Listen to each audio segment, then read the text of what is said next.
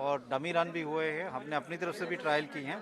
और मैं यही कहूँगा कि पूरी तरह से तैयारी करने के बाद अब हम पूरी ऐसी कंडीशन में कि हम कह सकते हैं कि हम रेगुलरली लोगों को वैक्सीनेट यहाँ कर सकते हैं।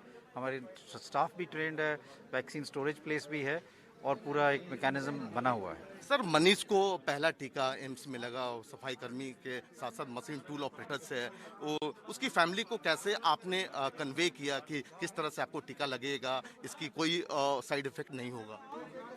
हमने कन्वे नहीं किया, उसका नाम उससे आया, ऐप से के थ्रू आया और वो उसने वॉलंटियर किया कि मैं विलिंग हूँ लगाने के लिए। उसको पूरा विश्वास है क्योंकि उसने देखा है कि ये टीका जो है यहाँ पे कई दफ़ा रिसर्च पॉइंट ऑफ व्यू से भी लगाया गया है।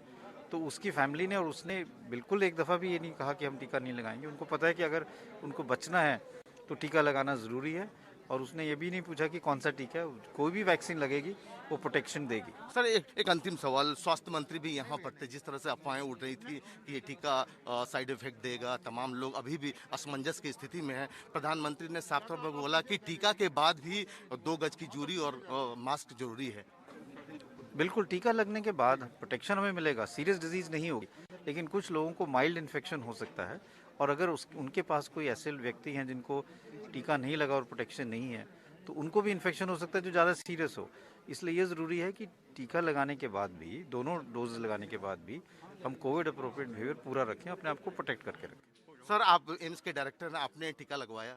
मैं तो लगाया अभी, सबके सामने लगाया अभी।